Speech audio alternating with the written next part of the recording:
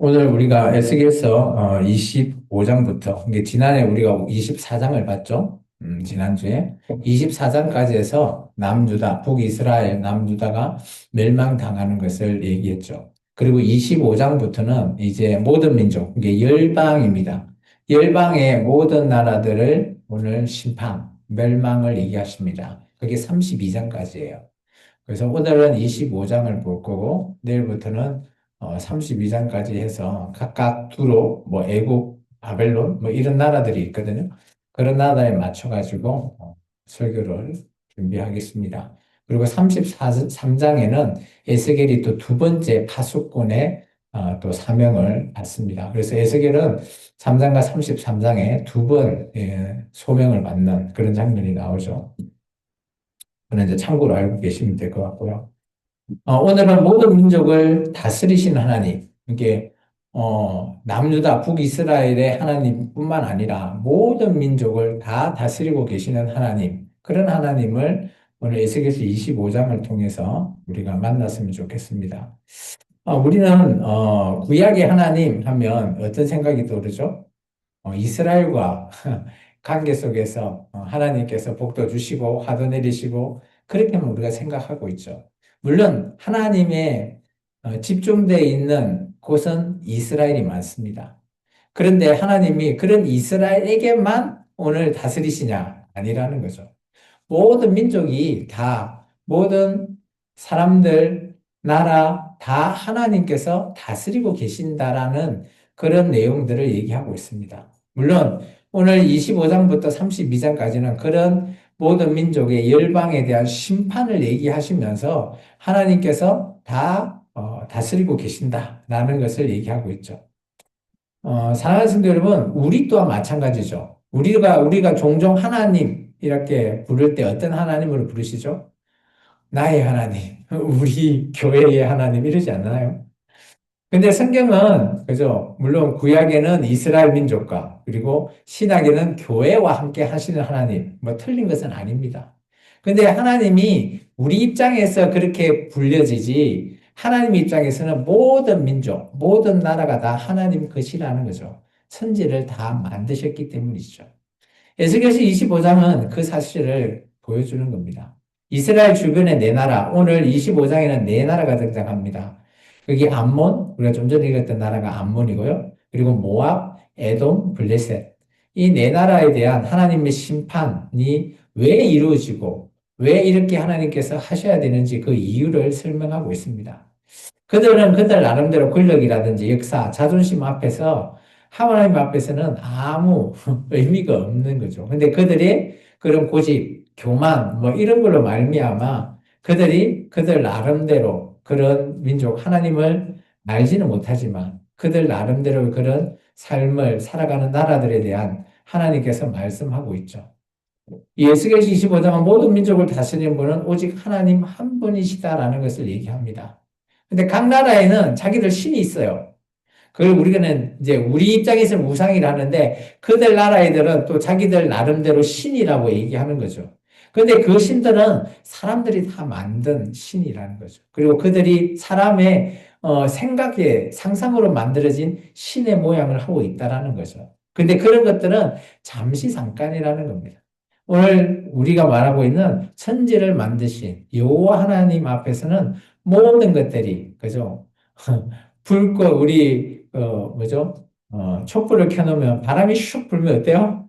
흔들흔들 하다가 많이 불면 탁 꺼져 버리잖아요. 마찬가지입니다. 하나님께서 바람을 훅 부르시면 모든 것들이 다 그 촛불이 꺼지듯이 그런 모양이 될 것이다라는 것을 말씀하고 있습니다.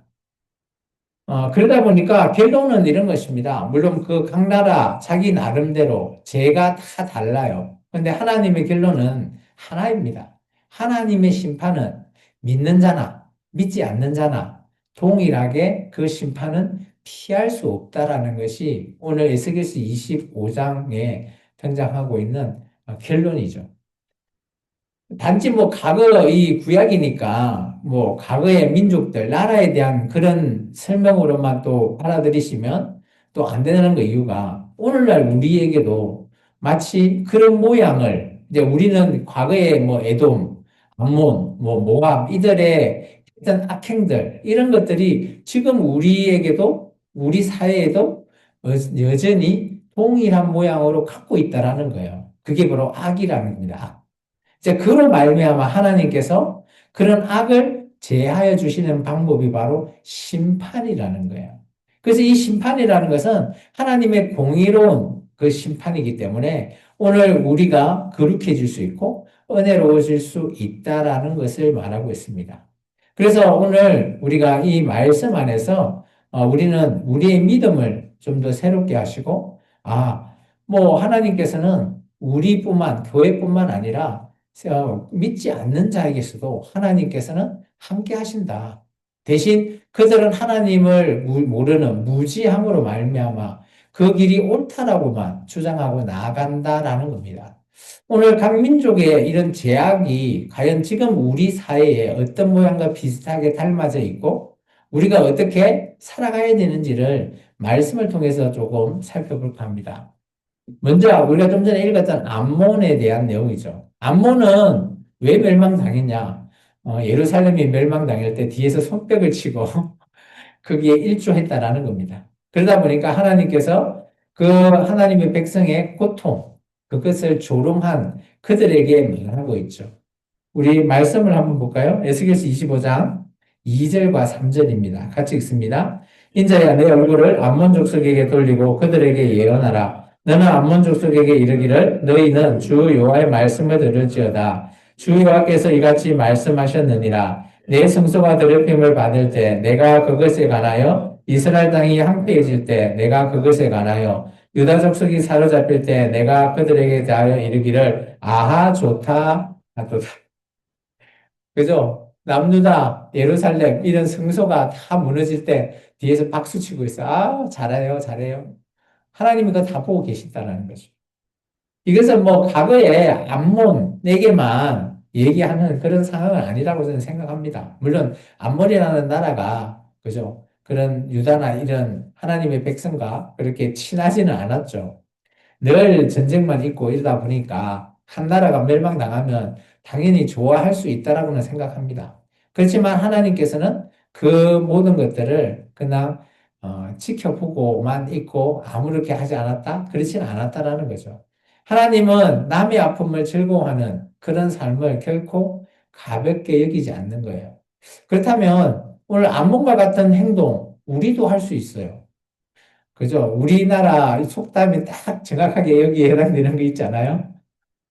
사촌이 땅을 사면 어때요? 내 배가 아프잖아요. 딱 바꿔 말하면 딱 그거예요. 사촌이 망하면 내가 기쁜 거랑 똑같은 거죠. 이게 우리는 속담으로 생각하고, 그냥 가볍게 여기죠. 근데 하나님은 이런 모양들도 그대로 보고 계신다는 거예요. 오늘 암몬 족속이 했던 그런 행위를 하나님 보고 계시는 거죠. 잠언 17장 5절에 이런 말이 있습니다. 찾지는 않을 거고요. 제가 읽어드릴게요. 가난한 자를 조롱하는 자는 그들을 지으신 주를 멸시하는 자요. 사람의 재앙을 기뻐하는 자는 형벌을 면하지 못한다. 오늘 이게 보면, 그죠? 가난한 자를 조롱한다라는 것. 그러면 그 가난한 자를 만든, 그죠? 주를 멸시한대요. 하나님을 멸시하는 행위라는 거예요. 이게 우리가 사람을 조롱한다? 이것은 사람한테, 단순히 내가 미워하는 사람한테 조롱하거나 무시하거나 이게 끝나는 게 아니에요. 그 사람, 조롱받은 사람을 만든 창조주 하나님을 우리가 멸시한다는 거예요. 얼마나 큰 그죠? 제약입니까? 그렇기 때문에 우리의 조롱이 하나님의 멸시하는 행위가 되어버린다는 거예요. 그래서 재앙을 기뻐하는 자는 하나님께서 형벌을 면하지 못하게 한다. 그러면 내가 남이 망하는 거 보고 기뻐하면 나 또한 그대로 돌려받는다라는 것을 말하고 있습니다. 로마서 12장 15절에는 즐거워하는 자들과 함께 즐거워하고 우는 자들과 함께 울어라라고 바울이 말합니다. 왜 그럴까요? 바울은 교회 공동체 안에서는 기뻐할 때 함께 기쁘고 슬퍼할 때 함께 슬퍼하라라고 합니다. 우리나라 속담에 딱 이런 거 있죠. 그래서 기쁨을 나누면 배가 되고 슬픔을 나누면 그죠? 반이 된다. 그 속담이 참 딱 맞는 것 같아요. 그러니까 교회 공동체는 그렇게 조롱, 비웃음 이런 것 대신 함께 공감하고 위로하고 기쁨을 나누고 슬픔을 함께 나누는 그런 공동체가 되어야 된다라고 말하고 있습니다. 안모는 어떻습니까? 오늘 예루살렘이 멸망당하니까 뒤에서 아 좋다라고 하면서 박수를 치던 그 나라였습니다. 그러다 보니까 하나님께서 이 나라를 심판하시는 거죠. 그죠? 그러다 보니까 하나님께서 아픈 정말 하나님의 백성이 멸망당하는 그 모습을 보고 얼마나 안타깝고 아파했습니까? 이게 하나님의 마음 또한 하나님의 백성의 마음과 닮아 있다라는 거예요. 예, 오늘 교회인 우리가 정말 세상에서 멸시 조롱받고 아파하는 그 모습, 우리의 우는 모습, 하나님께서 그 모습을 보고 함께 울고 계신다라는 겁니다. 이런 걸 생각해 보면 우리가 이 땅을 어떻게 살아가야 하는지를 보여주고 있죠. 우리는 악이라고 하는 것, 그죠? 데살로니가 전서에는 어떤 모양이라도 버려라라고 하고 있죠. 그러면 우리가 살아갈 때 우리는 악을 따르는 게 아니라 선을 쫓아가야 된다라는 겁니다. 그렇기 때문에 우리의 모든 모양은 정말 선한 영, 그래서 선한 영향력을 끼치는 그런 그리스도인이 되시기를 주님 축원합니다. 두 번째 대상은 모압입니다. 모압. 한번 말씀을 볼까요? 25장 8절입니다. 같이 한번 읽겠습니다. 주 여호와께서 이같이 말씀하셨느니라 모압과 세일에 이르기를 유다 족속은 모든 이방과 다름이 없다 하도다. 뭐 이건 뒤에 이제 좀 더 길게 있는데 이 말이 뭔 말인가 하면 모압이라고 하는 이 땅은 척박한 땅이긴 하지만 꽤 높은 지역의 땅입니다. 요새화가 되어 있어요. 그렇기 때문에 외부에서 쳐들어올 수 없는 그런 지역이라고 합니다. 그래서 이 모압이 물론 뭐 그렇다고 못 들어오는 것은 아닌데 그만큼 교만해 있는 거죠. 아, 남이 쳐들어오지 않을 거야. 오히려 자기들은 아, 들어오면 우리가 이길 거야. 뭐 이런 형태의 교만함이 있다라는 겁니다. 이게 모압은 스스로 높이고 하나님의 백성을 낮추고 깔본다라는 겁니다. 교만에 대해서 잠깐 얘기하자면, 이 교만은 지금 우리도 항시 보면 뭐, 아, 저 사람은 교만하네? 이렇게 우리가 알 수 있는 것도 있죠. 교만이라고 하는 것은 참 우리에게 있어서 우리가 조금 중요하게 생각해야 될 단어라 저는 생각합니다. 왜냐? 교만으로 말미암아 우리가 하나님 앞에 나가는 길을 막아버리는 걸림돌이 될 수도 있습니다. 또 우리에게 올무가 될 수 있는 게 교만함이죠. 그래서 교회에는 뭐라고 그러죠? 교만 대신 겸손하라 하잖아요. 오늘 우리가 오전 예배 설교처럼 예수님께서 종려주일 그거가 어떤 왕입니까? 겸손의 왕. 스가랴서 9장 9절에 나왔잖아요. 이게 예수님도 마찬가지. 하나님도 언제나 우리는 교만이 아니라 겸손한 자로 서야 된다는 것을 보여주고 있습니다. 따라서 하나님께서 이런 교만한 자, 모압을 향해서 오늘 하나님께서 심판하시죠. 그래서 하나님께서 그들의 교만을 꺾어버리시고 그 땅을 열방에게 넘겨주겠다라고 말씀하십니다. 교만에 대한 성경에 여러 구절들이 많이 나오는데요. 교만에 대한 것은 그 결과가 좋지 못하고 있습니다. 잠언 16장 18절에는 교만은 패망의 선봉이랍니다. 그리고 그만한 마음은 우리를 넘어지게 하는 짭이라는 표현이 있습니다. 교만은 우리의 뭐 성격이나 이런 것들을 지적하는 게 아니라요. 교만함으로 말미암아 우리가 언젠가는 그 끝은 파멸이라고 하는 결과를 보여주기 때문이죠. 오늘 모압의 멸망은 바로 그런 교만함으로 났다라고 얘기하고 있습니다. 야고보 사도는 야고보서 4장 6장에 이렇게 얘기합니다. 그러나 더욱 큰 은혜를 주시나니 그러므로 일러서되 하나님이 교만한 자를 물리치시고 겸손한 자에게 은혜를 주신다라고 하였다라는 표현이 있어요. 이 하나님은 우리에게 어떤 마음, 교만한 마음은 절대 안 주신다라는 거예요. 교만은 어디서 나온다? 내 생각, 내 마음에서 나온다라는 겁니다. 우리가 하나님을 더 경외하고 하나님을 더 사랑하면 우리의 모습은 교만함이 아니라 겸손합니다라는 것을 얘기하죠. 왜냐? 하나님은 결코 교만을 용납하지 않으시기 때문입니다. 따라서 그의 아들 예수님도 겸손의 왕으로 이 땅에 오신 겁니다. 따라서 모압의 교만은 하나님이 당연히 심판할 수밖에 없다라는 것이죠. 우리가 교만한 모습 이런 걸 하면 어떤 부분이 떠오를까요? 아마 우리가 가지고 있는 지식, 남보다 좀 더 뛰어나다? 아니면 내가 남보다 더 뛰어난 성공을 했다? 부를 가지고 있다? 경험을 가지고 있다? 이런 것이 우리를 교만하게 할 수 있다는 겁니다. 그래서 물론 뭐 모압의 예를 들어서 얘기는 하고 있지만 오늘을 살아가고 있는 우리에게 교만의 모습은 여러 모양으로 우리에게 유혹하실 겁니다. 할 겁니다. 따라서 우리가 이런 교만함을 빨리 눈치채시고 언제나 우리가 그런 교만하다면 항시 그것을 벗어버리고 겸손한 자로 바뀌어야 될 줄 믿습니다. 그래서 오늘 25장에서 말하고 있는, 모압에 말하고 있는 이 교만함이 언젠가는 하나님을 대적하게 될 거라는 거예요. 성경에 보면 그 예가 많이 있습니다. 뭐, 창세기에 보시면 바벨론 최초 나라 바벨론이잖아요. 바벨론이라고 하는 나라가 뭘 세웠어요? 바벨탑을 세웠잖아요. 이 탑을 꼭대기 같게 세워서 하나님하고 대적하기 위해서 세운 게 바로 바벨탑입니다. 그렇기 때문에 이거는 그들의 교만함이에요. 인간은 우리 인간끼리 있으면 언제나 누군가를 그죠 대적하고 누군가와 싸워서 이기려고 하는 마음이 있다라는 겁니다. 우리 안에. 근데 그것이 바로 교만함입니다. 그런데 하나님께서는 우리에게 이 교만함을 없애라. 그리고 언제나 겸손하기를 하나님은 원하신다라는.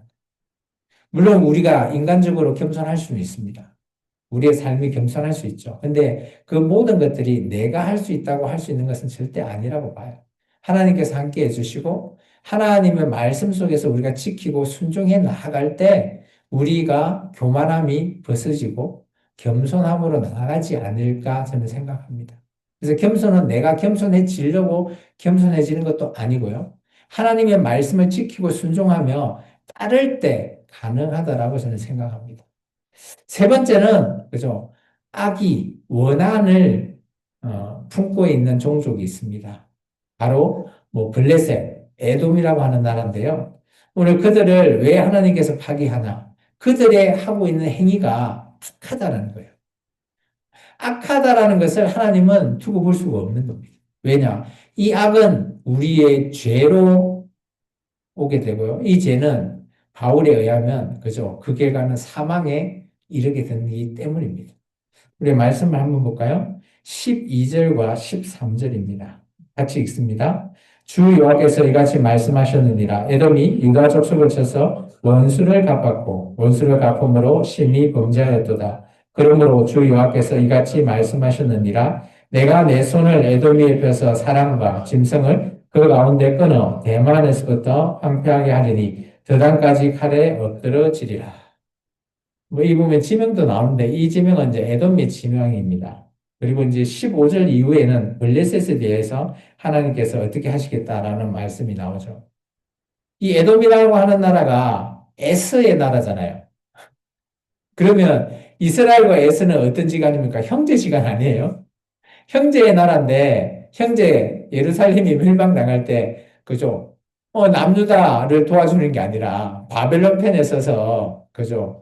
약탈하고 탈취를 한 나라가 바로 에돔입니다. 에서, 에서의 나라. 그러다 보니까 하나님께서 원한이 엄청 많으십니다. 말라기서 보면 1장에 그러잖아요. 내가 너를 사랑한다라고 했을 때, 그죠? 하나님 백성이 어떻게 우리를 사랑했냐라고 물어봤을 때, 내가 에서보다 너 이스라엘을 더 사랑했다, 야곱을 더 사랑했다라는 말을 하잖아요. 이 하나님 입장에서는 이 에서를 우리가 인간적으로 봤을 때는 에서는 참 대단하고 또 독립심도 강하고 그런 사람으로 보이고 그런 나라도 보이지만 하나님 입장에서는 그렇지 않는 나라. 그러면 잘 생각해 보면 성경에서 말하고 있는 그런 내용이 내 생각에는 인간적이다라고 하지만 인간적인 것은 하나님의 뜻과 맞을 때도 있지만 안 맞을 때가 너무 많다라는 거예요. 그래서 우리가 우리의 생각, 우리의 뜻을 밝히 드러내는 것이 아니라 오늘 성경에서 말하고 있는 하나님의 뜻이 무엇인지를 찾는 게 중요하다라는 것을 말하고 있습니다. 오늘 하나님께서 이런 에돔과 블레셋을 그죠? 뭐라고 얘기했습니까? 악이 있고 그게 독이 돼요, 독. 그러다면 이것이 뭐예요? 독은 어떻습니까? 독은 있는 그 자체도 삼키거나 뭐 만지고면 다 죽잖아요. 바로 그런 존재라는 거예요. 우리가 하고 있는 이 악이 바로 독과 같은 존재라는 거죠. 그게 바로 죄입니다. 죄는 결국은 우리를 죽일 수밖에 없는 죽음의 길에 이르는 거죠. 그런데 예수님과 하나님은 어떤 길을 원하시죠? 우리가 살아나기를 원하잖아요. 생명의 길. 완전히 반대의 길이죠. 그러니까 하나님께서 당연히 이 길 가면 안 된다라고 말씀하시는 거예요. 레위기 19장 18절에는 원수를 갚지 말고 동포를 원망하지 말며 내 이웃 사랑을 하기를 내 자신과 같이 사랑하라. 여기서 말하는 악이 뭘까요? 내 이웃, 내 주변 사람을 사랑하지 않는 게 악이래요. 이게 그런 사람들이 나를 싫은 안 좋은 소리 했다고 내가 싫은 소리 하지 말라라는 거예요. 나한테 싫은 소리 해도 그를 사랑할 수 있는 그런 마음, 그게 우리가 선이라는 것을 말하고 있습니다. 하나님은 원한을 끊고 사랑으로 살아가라라고 말하죠. 구약에 지금 내 얘기 말씀이라도요. 근데 이 말씀을 예수님이 쭉 가지고 와서 뭐라고 얘기해서 산상수훈 때? 원수까지, 네 원수까지도 사랑하라 하시잖아요. 그러면 구약의 말씀과 예수님의 산상수훈이 어떤 말씀이요? 똑같은 말씀이잖아요. 그렇다면 우리가 지켜야 될 교회에 나오는 우리가 이 땅에서 살아갈 때 뭘 해야 된다고요? 선을 행하라는 겁니다. 악을 행하면 안 된다라는 거죠. 그리고 네 원수도 사랑하라는 거죠. 물론 인간적으로는 이해가 안 되고 할 수 없죠. 근데 우리가 예수님을 믿는 우리는 그죠? 우리의 그런 모든 것을 다 끊어주시기 때문에 원수도 사랑할 수 있다라고 말씀하시는 거예요. 로마서 12장에 바울은 이렇게 말하고 있습니다. 내 사랑하는 자들아, 너희가 친히 원수를 갚지 말래요. 우리가 원수인데 우리 보고 너희 갚으면 안 돼. 그 원수 누가 갚아주신다고요? 하나님의 진노하심에 맡겨래요. 기록돼서 내 원수 갚는 것이 내게 있으니 내가 여기서 나는 하나님이에요. 하나님이 갚아주시겠대요. 이게 우리가 원수를 사랑하라는 의미는 우리가 원수를 죽이고 싶죠. 근데 이 원수를 내가 죽일 수는 있지만 죽이지 말라는 거예요. 누가 하신다고요? 하나님이 하시게요. 그게 원수를 사랑하는 길입니다. 모든 것들을 하나님 앞에 맡기는 것, 그게 우리가 원수를 사랑하는 길이라는 것을 하나님께서 성경에서 말하고 있어요. 물론 나의 원수된 사람을 우리가 사랑한다? 쉽지는 않겠죠. 그런데 그런 모든 것들을 하나님 앞에 내려놓고 하나님 앞에 그를 위해서 나의 그죠 원한, 복수심 이런 걸 내려놓을 때 그 길이 원수를 사랑하는 길이라는 거예요. 그리고 그것을 하나님 앞에 맡길 때 가능해지는 거예요. 사랑하는 성도 여러분, 우리의 마음도 때때로 에돔이나 블레셋과 같은 이런 그림자가 드리울 때가 많죠. 왜? 우리는 연약한 인간이기 때문입니다. 억울한 일 당할 때 열받지 않아요? 저는 운전해 갈 때도 막 폭기 들고 막 목에서 폭탄하면 화가 확 올라오거든요. 우리 인간이니까 당연하죠. 막 그래서 요즘 저는 하지 않는데 그죠? 차 타고 가서 막 끼어갖고 막 보복하잖아요. 보복 운전. 요즘은 그 보복 운전하면 잡혀 들어가요. 어쨌든 간에 우리가 인간이니까 그런 마음이 당연히 품죠. 품는 걸만 이해가 됩니다. 근데 우리가 거꾸로 이 땅에 살아가면 세상 사람과 별 차이가 없는 거예요. 하나님은 한 걸음 더 나아가라고. 예수님은 산상수훈으로 우리 보고 그것 했을 때 네가 한 걸음 더 나가서 나를 사랑한 듯이 그들도 사랑으로 대해라랍니다. 쉽지 않습니다. 저도 잘 안 되더라고요. 그렇지만 하려고 노력을 해 나갈 때 그것이 화해가 되고요. 용서의 길이 되지 않겠나 생각합니다.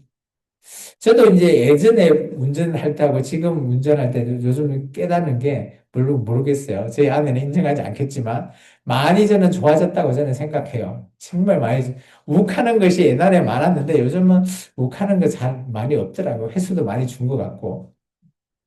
그렇게 한다라는 것은 정말 말씀으로 지킬 때, 말씀으로 순종하려고 내가 노력할 때 조금씩이라도 변화가 되더라라는 것을 저 개인적인 경험을 그냥 얘기한 겁니다. 뭐 여러분이 인정하지 않겠지만 저는 그렇게 인정하고 싶어요. 아, 어쨌든 간에 하나님께서는 그죠? 우리의 상처, 억울함 당연히 다 보고 계세요. 내가 억울하다고 그 사람을 내가 복수하거나 그죠? 그 사람을 해한다? 하지 말래요. 그게 하나님의 뜻이랍니다. 하나님이 그걸 다 알고 계시기 때문에 계시록에 가면 나중에 신원해 주겠다라고 합니다. 신원이 뭔가 하면 네가 당한 그대로 시원하게 사유라 같이 갚아주겠다라는 거예요. 그런데 네가 갚지 말고 내가 갚아줄게 라는 겁니다. 오늘 우리의 삶이 그렇게 살아야 된다고 봅니다. 이 땅에 우리에게는 사이다 별로 없어요. 그렇지만 하나님께서 언젠가는 우리를 그렇게 시원하게 신원해 줄 때가 있다라는 것이죠. 우리는 그걸 꿈꾸면서 하나님을 사랑하고 이웃을 사랑해 나가는 그 길을 따르는 것이 오늘 성경에서 말하는 길이라는 겁니다. 이제 결론을 좀 내겠습니다. 마치겠습니다. 오늘 에스겔서 25장은 메시지가 분명합니다. 하나님은 이스라엘의 하나님뿐만 아니라 모든 민족을 다스리는 하나님이에요. 또 한 나라, 암몬, 뭐 모압, 에돔, 블레셋 이 한 나라 한 나라의 죄악을 다 끄집어내죠. 왜 끄집어낼까요? 그러면서 심판대 앞에 세우잖아요. 그리고 심판하고 다 멸망시켜 버리면 그죠? 아무 소용이 없는 거잖아요. 그런데 하나님이 심판대 위에 세우는 이유가 뭘까요? 그들의 죄를 깨달으라는 거예요. 그리고 언젠가는 하나님 앞으로 돌아올 자가 있을 거라는 거예요. 이스라엘 민족뿐만 아니라 모든 민족이. 오늘 저와 여러분이 이방인 아닙니까? 그죠? 우리가 예수님을 알지 못했다면 이 이전 과거의 이들과 별 차이가 없습니다. 근데 이제 우리가 말씀을 통해서 알고 있기 때문에 우리가 하나님 앞으로 돌아올 수 있는 길이 열렸다라는 것을 알기 때문에 우리가 돌아온 거잖아요. 마찬가지입니다. 하나님께서는 심판대에 세운다라는 것은 두렵고 떨리는 문제이긴 하지만 오늘 때로는 우리에게 소망이 되는 거예요. 심판 앞에 서면 나의 모든 것들 다 까불리지만 그래도 그 속에서 내가 하나님을 사랑하는 마음, 하나님 앞에 섰을 때 정말 남들을 어떻게 사랑했는지 이런 것들이 다 보일 겁니다. 언젠가는. 그리고 그 심판대에서 하나님께서 우리를 평가해 주시겠죠. 그러면서 우리를 지옥이든 천국이든 하나님께서 가라고 하실 겁니다. 근데 우리는 천국을 꿈꾸고 그것이 구원이라고 우리가 생각하기 때문에 우리가 말씀을 배우고요. 이 말씀을 통해서 내가 어떻게 살아가야 되냐? 이것이 우리의 삶과 연관지어야 된다라고 생각하는 거죠.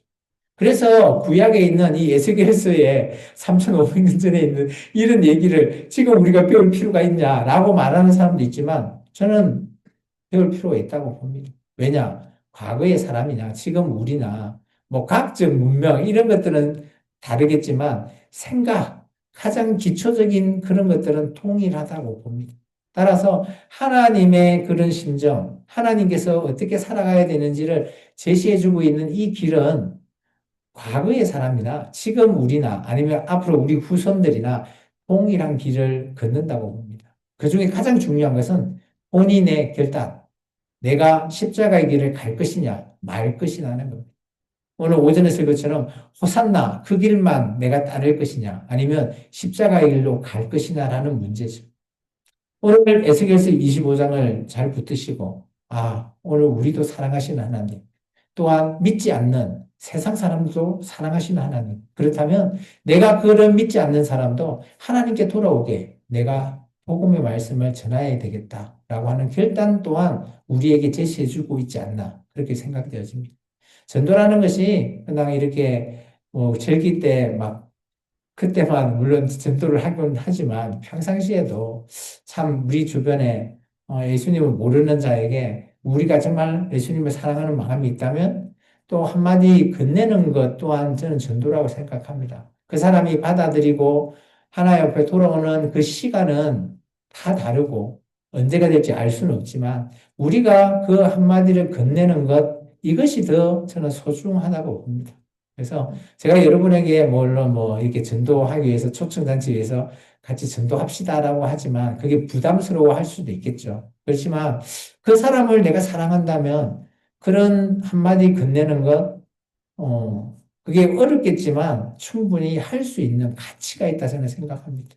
그래서 다음 주에 부활주일은 정말 다 같이 또한 기쁘게 우리가 초청한 사람과 함께 예배드리면서 하나님 보시기에 기뻐하고 흡족하는 그 날이 되면 좋겠습니다.